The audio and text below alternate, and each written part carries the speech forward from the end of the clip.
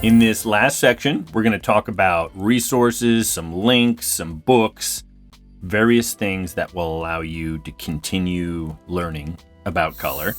The things we have spoken about and learned in this class: the color palette, the color wheel. We also learned how to use digital tools, and I want to stress that there's digital tools and analog tools, how we want to create this personal repository of color and information about color, collect palettes, take photos. Also, please consider the accessibility guidelines we talked about, how to make your projects accessible to everyone. And overall, we learned about making good color decisions. Let's look at these resources that I've collected for you. So there are a ton here. So there is a document in all the resources I provided for this class where you can click on all of these links. I've also included this presentation. You'll also be able to click on the links in there.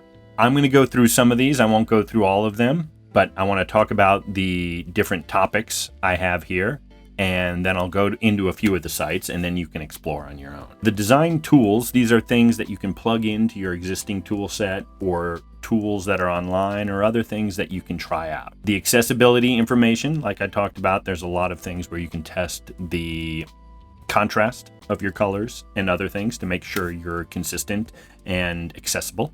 The media section has a whole bunch of books and links and videos that you can watch. I'd say dive into that stuff. It's really interesting. The quizzes are fun.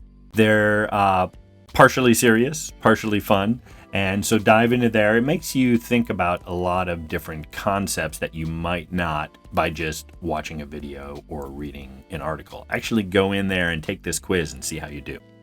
I'll go over a few of these resources now, but this is really for you to explore. So keep learning and keep making good color decisions. The Canva color wheel, we talked about this a bit, but this is very useful. Remember our schemes. Here's monochromatic, analogous. We can use this. Oh, it's so fun. We can copy that color. We can see what it looks like in a triadic scheme. We can move some of these colors around to see how they relate. And overall, there's a brightness. Great tool to use. Very fun. Did I show this one yet? This is very simple. Notice I'm just moving my cursor around the screen and I'm getting different colors. I think if I click, yeah, so you can copy that color. If you click, oh, look at that. Oh, that's right. You can add that color. And so I'm moving my mouse around. I click again when I like the color. Then over on the right, I click this plus. I'm generating a palette. Now over on the left here are our schemes. We can play with the colors we've chosen by changing the scheme. We can download this. And I think, you can delete certain colors if you want, and then you start replacing them with others. This is a fun way to generate colors, and it's very exploratory. I really enjoy this one. LOL Colors. I like this one a lot. There's just a ton of different samples and a very fun way to browse through it. Let's find one that I like. I like them all. This is neat. Now you can click, you can get the color, the hex color here. So they call this a curated color palette selection. So this is a fun curated collection of colors. LOL. wearecolorblind.com. Ton of information. There's news, articles, resources, there's examples. There's a ton of information and articles about color blindness, about tools that you can use to help design. There's a whole bunch of different interesting stuff here at wearecolorblind.com. The Secret Lives of Color by Kasia St. Clair. Really fun read. It's a really rich book full of color and information about color. Lighthearted, but very informational. The Secret Lives of Color, really fun cover too. Artificial intelligence tools are all the rage. Here is a color tool that uses AI, Chroma. So here's the website. I'm just going to get started with it.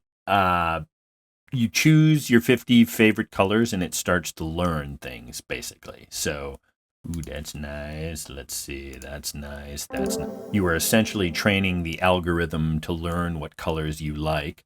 I've only chosen a few, but go through, do this, choose all the 50 colors and see what it does. It makes some interesting suggestions for you. Don't let the AI decide everything for you, but let it be a companion alongside you to give you suggestions, and you can take it or leave it. Really interesting, very curious. This is a really great article by Grace Fusel, The Meaning of Colors in Cultures Around the World. Read this article, get a perspective of what other people think about colors. We may have our favorites. We have things that, colors that we like. We have approaches that we like to take. But there is a whole world of people, and we look at color in different ways. So explore this article. It's really interesting. It's well written, some fun designs, and good graphics, and fun to read. Enjoy it. One more tool that uses machine learning and artificial intelligence to generate color palettes is this one, Humint. Humint. We mint hues. This allows us to see different color choices in a variety of different scenarios. So over here on the left, I'm going to click 3 colors. Now you can change the color up here by clicking on these and changing those colors. But what it's showing me is a design using those colors. All right, it's 3 colors plus a white. But then on the left here, we can say, well, what would it look like if it was a magazine style website? Well, you could use the text in this way. What if it was, let's see, a monochromatic website, or using certain accents of a color? Notice the colors are changing up here. You can, on the left, choose the scenario you want to see and then choose a variety of colors to try to tweak it. Now, of course, you don't design it exactly. You don't design your website exactly like this or your illustration, but it gives you an idea about what an illustration or a website might look like using this certain set of colors. And of course, there's my website. This is where you can find information about my latest projects and things I'm doing, so feel free to scroll along through here. I have a little bit of information, a form where you can fill out, and then along the bottom there's a bunch of links that will get you to my social media and other things. Thanks again for taking the class. I hope you learned something, and remember, make some good color decisions.